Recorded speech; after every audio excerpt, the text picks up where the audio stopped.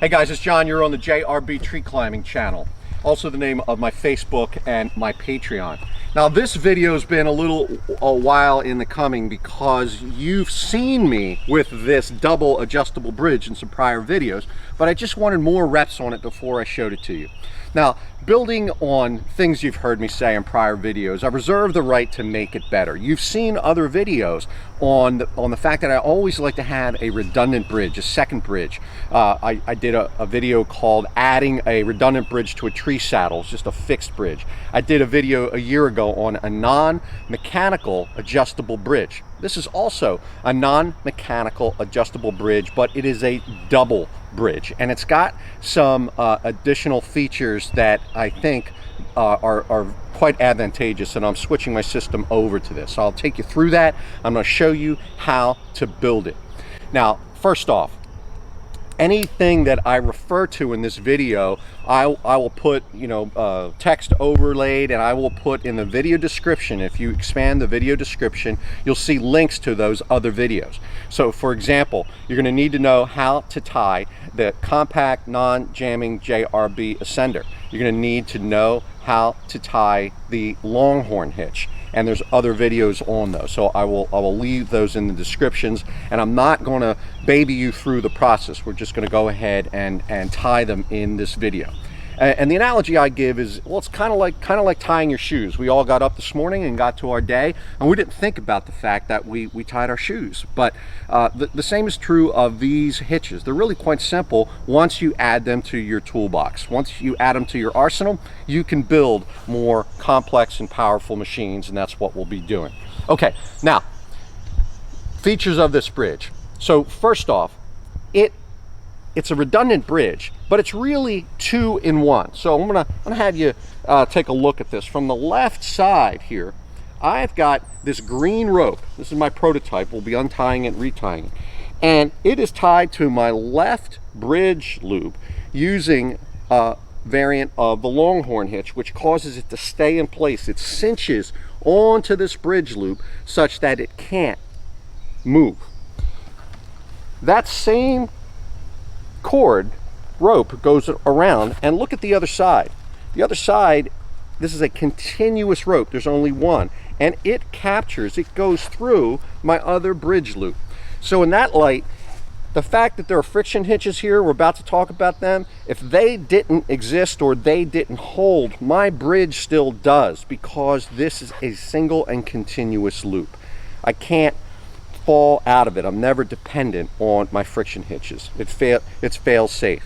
If I were to cut this and put a stopper knot on either side, I effectively have the same contraption. But the fact that I leave this loop here affords me the ability to take slack from one bridge and put it into the other. So let's see that. Here's my lower bridge. Let's assume that I was rope climbing. I was SRT climbing, or I was hitch climbing, and I've arrived at the height I want to get at in the tree. But I want my tie-in lower. So I have a second rope. I've got a tether or a rappel rope, and I've clipped that to the tree. I'm going to clip into that with my other bridge. Now I want to take slack out of this. Well, I could do that a couple of ways, right? So this is the Longhorn Agile hitch. I could take slack out of it here, like that, but I also want to lengthen my bridge, so I can do that as well, right? You have varying degrees of freedom by which you can expand the distance between you and your tie-in point. Also, if you are a rope climber, you know that at a time of rappel, you often want to have your tie-in high and your rappel device lower, so you have two independent points of attachment for the rope. Let's disconnect from the upper. See, I've completely disconnected.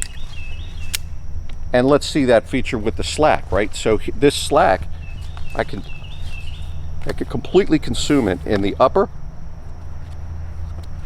and all of that slack will also go into one-hand adjustment. These are the compact non-jamming JRB ascenders. No metal, one-hand adjustable both ways. So you might ask, well, what's the advantage of having two bridges that are both capable of being long and both capable of being short? And I hadn't come upon all of these scenarios until recently, but there are some. And one of them is this: if you're climbing up a tree, and you just decide in the middle of the climb, well, this is the place I want to stop. I'm climbing on my short bridge and I want it to be longer. You have all the degrees of freedom possible. And those scenarios did pop up a couple of times last year for me while hunting. Why is this better than my prior design? Well, number one, it cinches on both sides. It cinches onto the bridge loop. Okay, so that's new. It doesn't float around, and I find that to be more comfortable and less likely to basically cause the entire saddle to be riding up into your crotch. Secondly, each bridge is just a single strand. In my prior design, each bridge was two strands, and this is just one. It's not going to flop around. It's less complex. I find this easier to tie. It's easier to operate, and of course, either bridge is long, or can be the long or the short. Prefer the upper one to be long just because it sits over. Okay, I'm going to get down and I'm going to take this off, and I'm going to build a brand new bridge and jump back on a tree for you. Okay, now let's tie one. Okay, so in terms of the materials, I'm going to be switching materials here. This is a new rope, and just for future reference, you know, the materials I'm tying with today, they might not even be available in 5 or 10 years when you're watching this video in the future. So thinking forward, you know, hopefully I'll live to be an old man and I'll still have my jrbtreeclimbing.com website, and you'll be able to go there and see what I'm using in a future time. But for now, I'm using this brand new ghillie rope from Rock and Arbor. I can get you a discount on this. Go to my website. It's a 9.5 millimeter rope in a great color. It's really rugged and strong. I'm going to be using it for my climbing systems as well as my bridge. And in terms of the cord I'll be using, well, there's several, and I've tied and tried all of these. So I'm going to be tying today in the red 7 millimeter sterling cord. It's a good ratio because it's also available in a great camo color. So by the time we get to hunting season, you'll see my bridge having been switched over to this cord. But I've also tied it. This is sterling 6 millimeter TRC. This is sterling RIT 900, an aramid cord. I've tied it with all of these, and it works great. I'm just going to go with the standard sterling nylon because it works great. So these are 6 foot or 72-inch lengths for each of the friction hitches. And this, I bought a 25-foot piece, cut it in half. This is 12.5 feet, probably a few more inches than I need. My prototype was 12 feet. But this will be used to construct my double bridge. Okay, now, first and foremost, it's got to catch this right bridge loop. So I'm right-handed. We'll be doing adjustment on the right side. We're going to have it fixed on the left. So the first thing I have to do is put it through my left bridge loop, right? I've got to make sure it captures that. That's the fail-safe portion.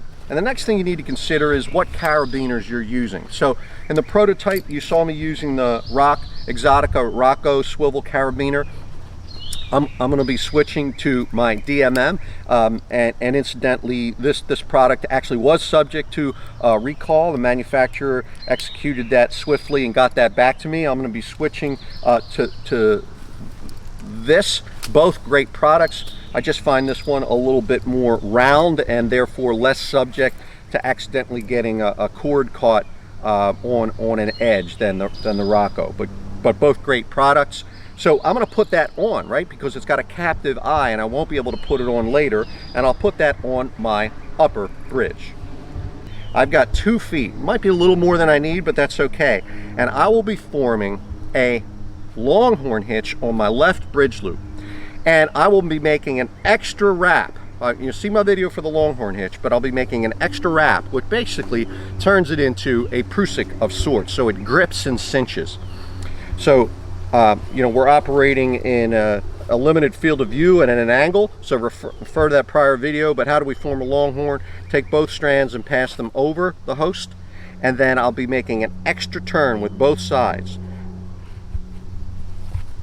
I'll get out of your way in just a second. Okay, so let's take a look what I did there.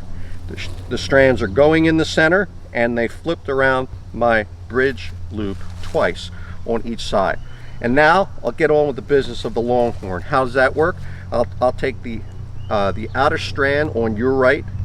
I go over the double strand and around 360 degrees. I'll not take the strand nearer to me. I will go over and around 360 degrees. So this strand has been over. I'll keep working with it, and I take it and I shoot it up through where my thumb is, through and under the two load strands, okay? And down. I'll take the other strand and repeat the process, and because this was the under strand and now becomes the over strand, we want both of these to have a turn at going under and over the other. So it goes over the other strand. So it's fairly symmetrical there. And now I finish by taking both of these strands and shooting them up where my pinky finger is. And that constitutes the longhorn hitch, but with an extra wrap where I'm indicating with my thumb. Okay, let's take these up and through. Now, this rope is a little bit stiff, and I kind of like that for some applications, but knot tying, this probably wouldn't be the greatest rope to do knot tying videos with, because it's a little bit stiff. It's going to require a little bit more dressing to get everything set. So that's about, that 2 feet went away really pretty quickly, and I've got tails that are about 5-6 inches. That's a pretty good length for a tail. And I'm setting that, and it'll be better set when I get my weight on it. But the nice thing is I can put it exactly where I want it on my bridge loop, and it'll cinch and hold. And for me, on this old saddle, I like it right in the middle. Okay, so now we're going to tie the right side, and honestly I don't usually do this wearing my saddle, but we're going to do it wearing the saddle.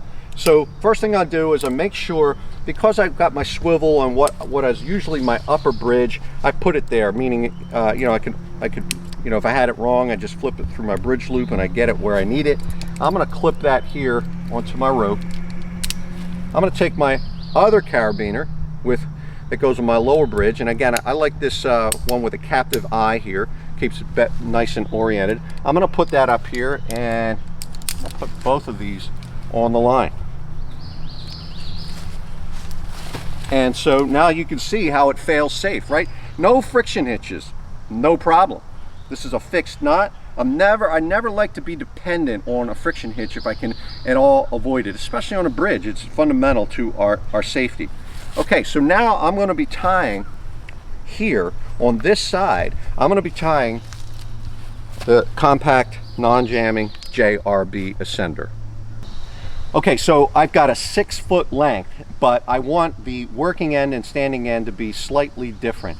In fact, it's about 6 inches. So I want a 30-inch standing end and a 42-inch working end. But no problem. I don't have my measuring tape on me, but I can measure 6 inches here with my finger and select right there, and I've got about 30 inches on my left side. So I'm going to get started here on let's get started here on the outer strand, and I'm going to be building a 523 JRB Ascender compact non-jamming. So how do I do that? 2 times up, 1, 2, down. This is a review. You know how to do this. Refer to the prior video. Just tying it here in the field, something I don't usually do.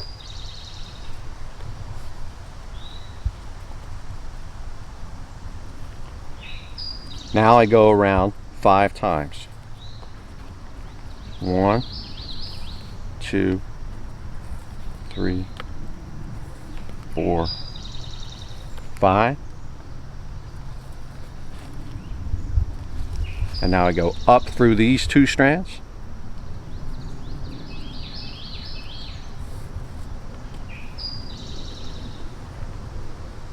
And bring it through the bottom stage.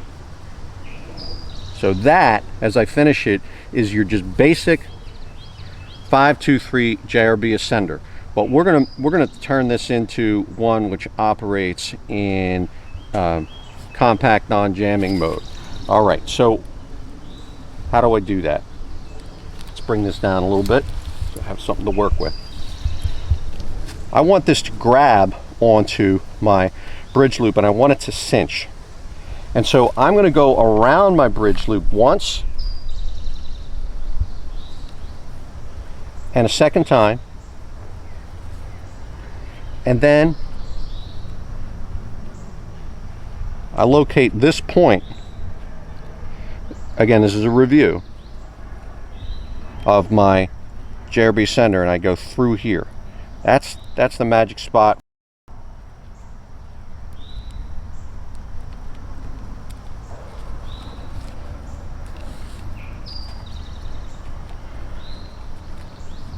Okay.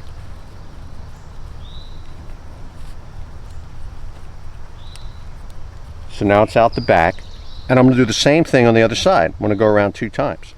Once, twice. And then I back this strand off and replace it with this. Now I realize if you've never tied this before, that's going to look like, you know, quite an exercise. And like anything, it just gets easier as you do it over time. Now the thing is, before I lock this with an overhand bend, I want to get it really nice and tight.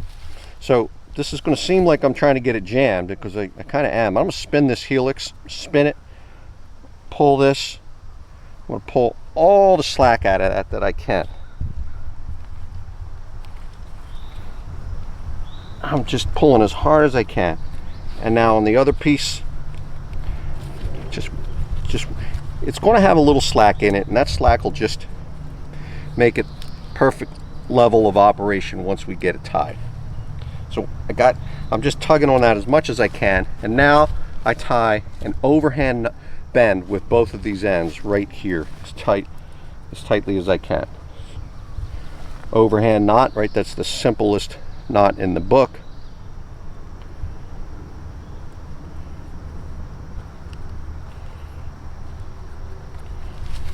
Yeah, so sure, maybe I did a better job measuring. I might have gotten these ends a little bit better. Now in prior videos you've seen me back this up with a second overhand, and it's a good idea. I just I'm not ready yet because I haven't tuned the hitch. When we're said and done and you're in your final and you're happy with your bridge, it's a good idea to put a second overhand here. We just want to get this in position. Okay, great. So it's ready to go. I'm not going to tune it up yet. I'm going to tie the other side. Okay, now I'm going to tie the other side. It's the same thing, but maybe you'll pick up some detail you didn't see the first time. I've got about 30 inches on the left side and 42 on the right. Place it over.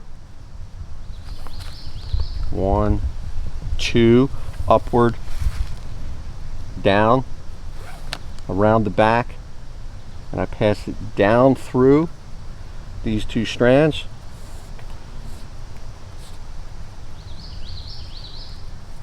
Goes out the back, and careful to continue the same chirality from left to right, upward 5 times. 1. The sun is dancing with us here today, so hopefully you can keep your eye on the action. Let me see if I get the sun. There we go. 3, 4, 5. Now up through these 2 strands. 1, 2.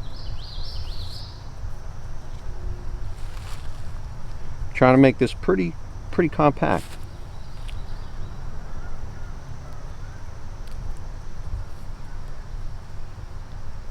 That is the JRB Ascender. Okay, so let's take the first one. Let's kind of get it out of our way a little bit, just move it down. I've got some slack in the bottom. Now, when I operate these, I like to pull up on them to take slack out, but this one's going through the back side. But no problem. We'll just operate it that way. So what do I mean? We're gonna ignore the fact about what's going on south of this, and we're going to tie these 2 the exact same way, with the strand going over my bridge loop. And I'll go around once, I'll go around twice,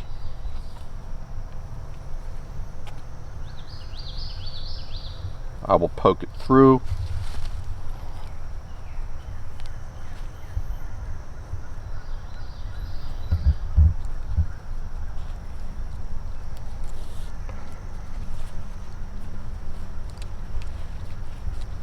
I will go around the back, repeat the process once, so it's around twice.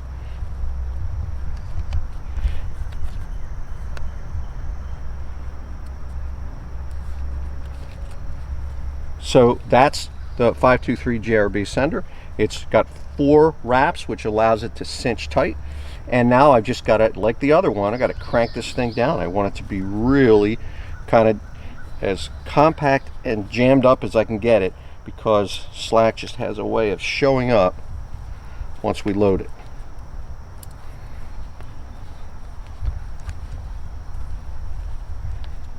Okay, it's about as jammed as I can get it. And now I put my overhand bend here to close it.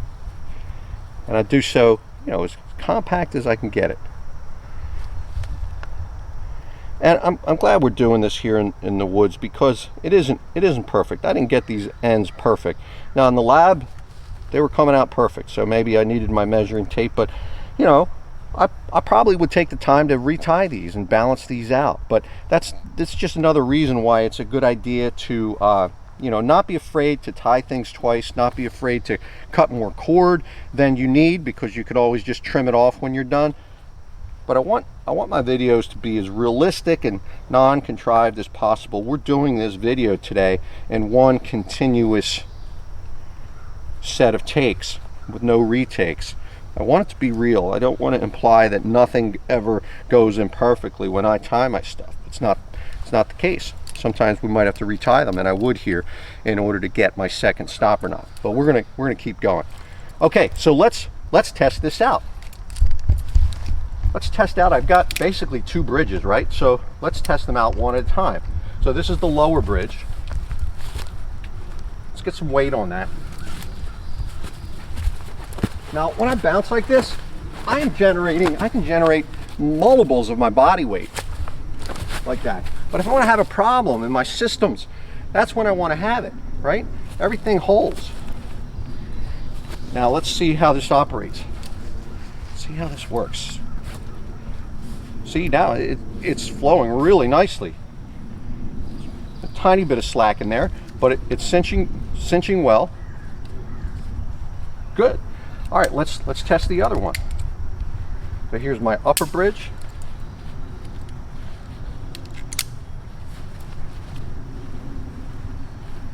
And again, you know, make your ropes, make your system earn your trust. You want to be confident when you're in the canopy, no matter what you're on.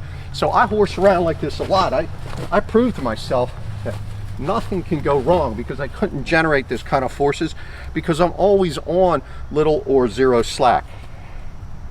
Okay, and let's adjust that.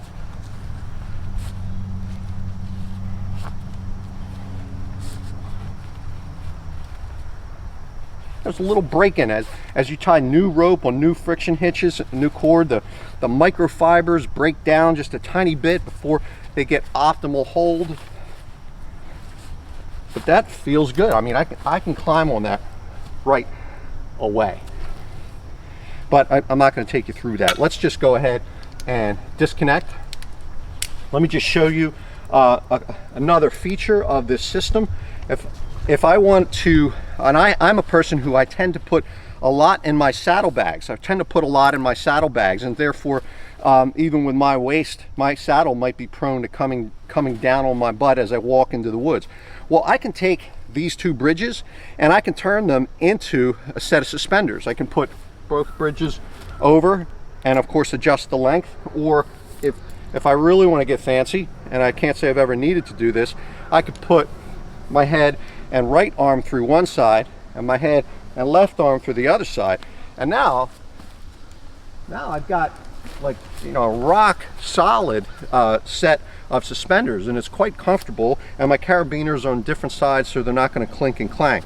And look, I've only got a little bit of spare cord left over with 12 feet 12 and a half feet that I started with, and that's one of the reasons I did it this way, because I noticed that with the 12-foot length in my prototype, it was pretty much right there. Just a little bonus content for you guys. I wanted to get back to you after testing the bridge for a full day. I did retie it and got these ends nice so I could engage my backup. It turns out when I tested the lengths in the lab, I was using a carabiner, and my bridge loops are significantly wider. So instead of a 6-inch difference between those ends, it needed to be a little bit more like a 3-inch difference. And that minor change got these nice and tidy so I could put in a backup. Now, I want to impress upon you, if you are changing the bridge in your saddle, that's a fundamental safety component, and you should take that seriously. If saddle manufacturers in the future are offering double adjustable bridges, you know, that'd be a great feature. I'd probably buy that saddle. But my videos are intended to show you what I'm doing. I want to make sure that anything you see in my own current climbing videos, you understand what those tools are, and you decide to put them in your toolbox if applicable, and if you feel safe in so doing, and if you accept responsibility for your actions. And one other tidbit before we close is that in terms of Murphy's Law, you've heard me talk about it, what could go wrong? Well, the fundamental failure mode that you need to think about is just your friction hitch isn't holding. So what would happen? I don't really have a stopper knot here. Well, in the normal conditions, if you're running, this is the longest I'd ever want my long bridge, and this is about the longest I'd want my short bridge, and I've got this extra loop here. I can simply take that inside and, as tidy as possible, form an overhand knot on the bite, and that's going to serve as a stopper. It's going to serve as a stopper. And under normal conditions, you can probably run that way, you know, for a really long time, and you don't really need to change it. And that'll serve, you know, again, as a stopper. Now, I don't actually typically run that way because I'm comfortable. If one of my bridges started to slip, I always have the other one engaged. So that's another point. The whole purpose for having two bridges is to have redundancy, redundant connections to your lifeline. And so I never had this flopping around. It's either attached to my best friend and my JRB Double Rope Climbing system, or I pop in a Munter. See, that way I'm always ready. I'm always ready for something to go wrong, or ready for a quick rappel if the opportunity presents itself, because I'm always connected twice. And now, if something started to go wrong with either my point of connection to the rope or my bridge, no problem. I'm just ready to rappel on the other one. So please think that through. Should you choose to put this tool in your toolbox, please do so carefully. Let me know if you have any questions. Again, I reserve the right to improve this if I can. And so we're just going to call this version 1. We should always anticipate the opportunity for improvement. Thank you.